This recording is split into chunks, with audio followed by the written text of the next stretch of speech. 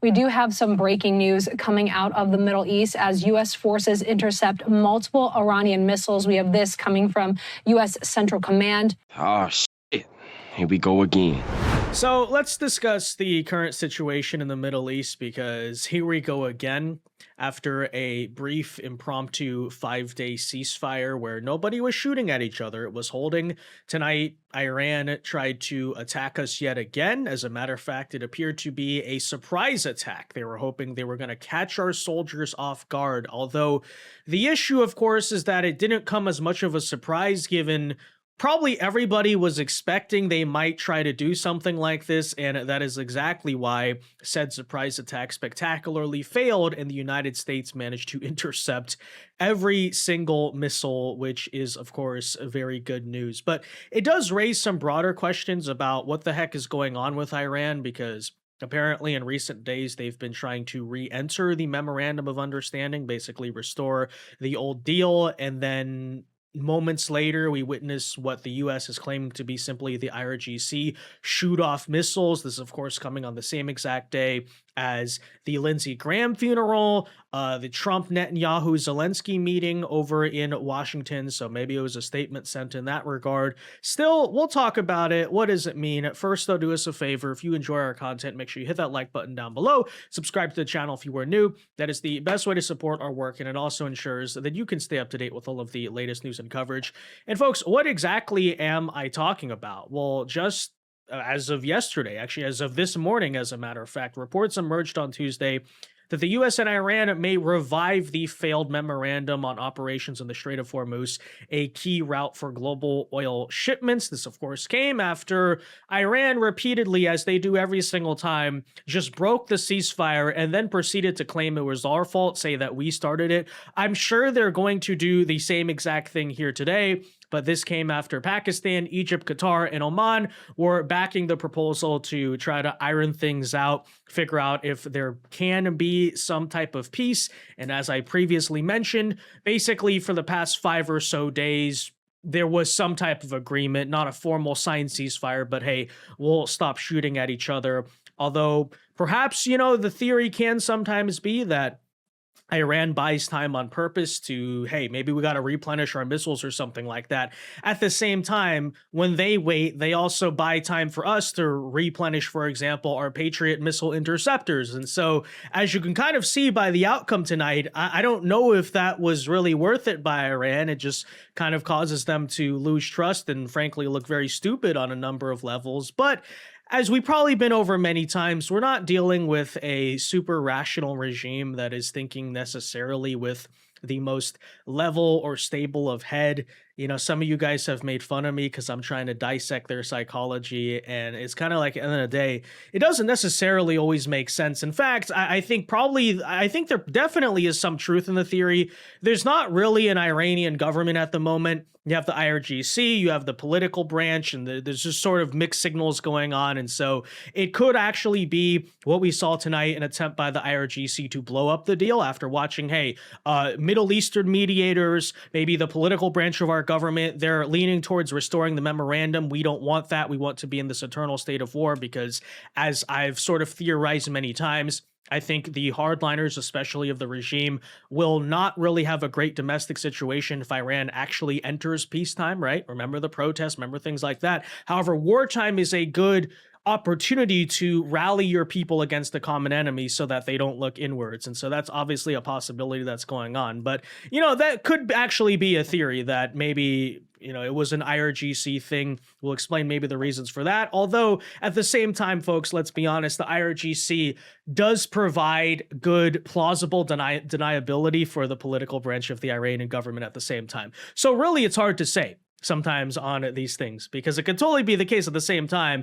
The political branch is just completely in the pocket of the IRGC, but they make it look like, hey, America, we're trying to be reasonable, don't totally take us out. And then IRGC behind the scenes does their thing, and you can say, oh, that's just the IRGC. It's the same way in which, the Democrats weaponize Antifa against conservatives and the violent domestic terrorists, but then say, hey, that wasn't us. That was just some random person. Antifa's just an idea. Same concept. But like I said, on this issue for me, it's kind of hard to say. But again, that's me trying to dissect a regime that's not acting rationally. So what else can we say?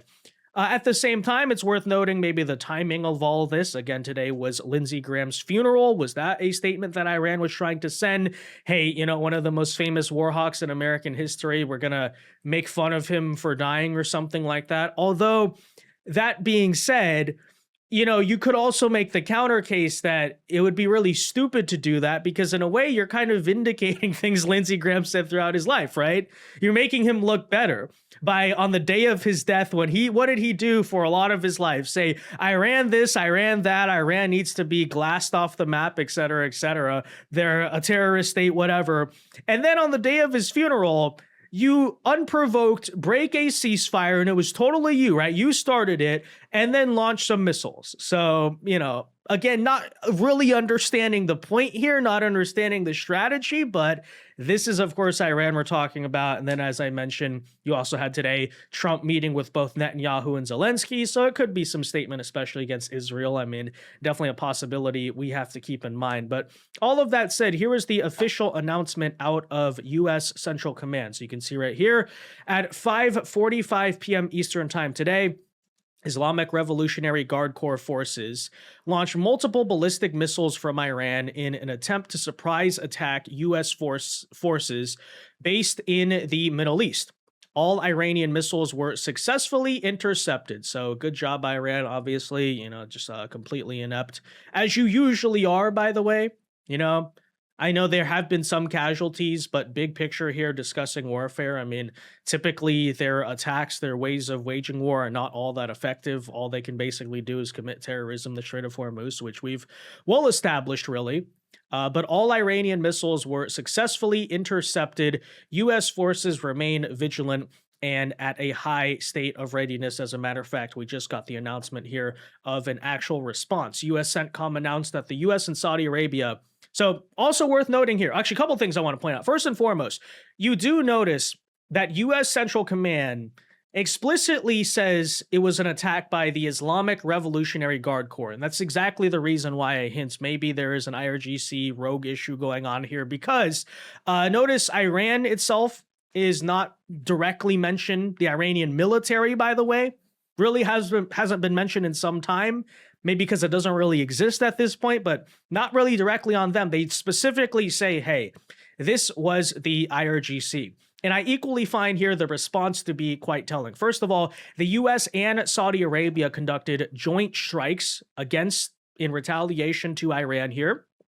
And of course, the fact that a Gulf ally is publicly admitting to doing that alongside us kind of, shows probably they're pissed off about this too, right? Let's be realistic. The Gulf states want to sell oil. They want peace to basically come back to normal. So watching Iran blow up the deal repeatedly is not something necessarily that the petrostates are probably all that happy about. So that's a big move by Saudi Arabia. I mean, they have been striking Iran quietly, but to publicly say, hey, we did it with the US, I mean, that's them clearly picking a side here. But regardless, conducted strikes in retaliation. But here's what's also interesting. They conducted strikes against Iran-backed terrorist militia groups over in Iraq. So U.S. and Saudi fighter aircraft struck multiple terrorist logistics and weapon sites across eastern Iraq in strong response to over 30 IRGC-directed aerial drone attacks in the last 72 hours. The unwarranted attacks against U.S. forces were not successful. And so, as you probably know, Iran operates and keeps many different proxy terror groups in the Middle East. Pretty interesting to note, we attacked the proxy groups instead of Iran proper or the Iranian mainland itself. I think that hints one of two possibilities. One possibility could simply be it's a limited response given that, hey, you know, it was just maybe just some rogue IRGC unit. They didn't hit anything. We want to try to get this memorandum done. Maybe we're just like not going to respond that much. That's a possibility. It's kind of out of character for Trump. But also second possibility here is maybe, as I said, there's something more there to this whole IRGC thing. And why did we directly hit the IRGC where it hurts, which is, of course, there's sort of guerrilla proxy groups, because we maybe understand, possibly, I'm just theorizing, obviously, we don't have a lot of information, that possibly this was actually just, as I said, a rogue unit of the IRGC that was maybe mad that their government, which doesn't have a lot of control to begin with, was trying to pursue a deal, and in that sense tried to, of course, blow up the deal, right?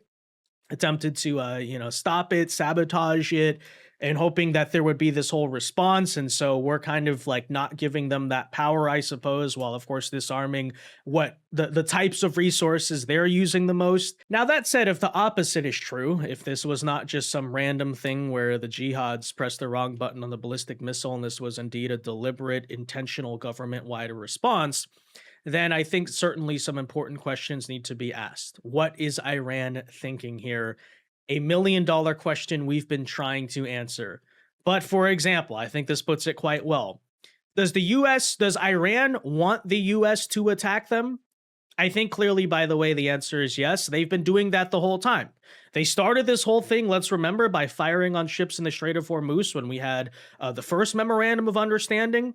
We kept responding in very limited proportional capacities, and then eventually they just got it more and more extreme, right? Are they potentially trying to bait Trump in a belief that they might bleed the US military and economy? I don't know. That's a possibility. But as I've pointed out before at the same time, yeah, you might cause more economic damage. I mean, I'll concede that. That part is true. The longer the war goes, the worse it is for oil prices, economics, all of those things. But from the perspective of the Iranian government, you are not in a position yourself where, can your economy really sustain this? Is this actually a good thing for your country? But that's been our big theory, is almost that, you want to talk about the forever war. It's almost as if Iran wants to make it a forever war because, as I hinted at, maybe these are people who fundamentally understand once this is all over, they're kind of screwed.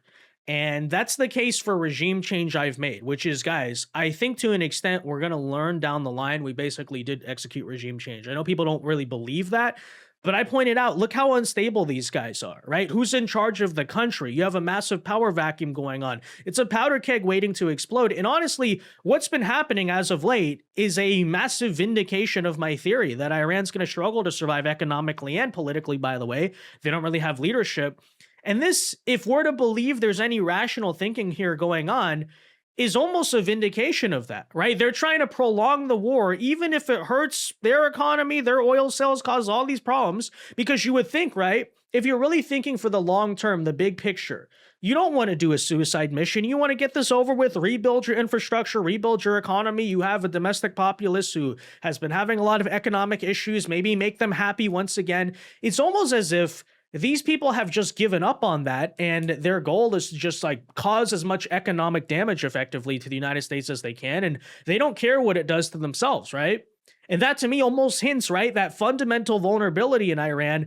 They don't believe that their government can govern during peacetime, right? Again, wartime, when your country's getting bombed and civilians are having to go into bomb shelters and things like that, I suppose it's very easy to sell this idea, oh, we need to be unified, right?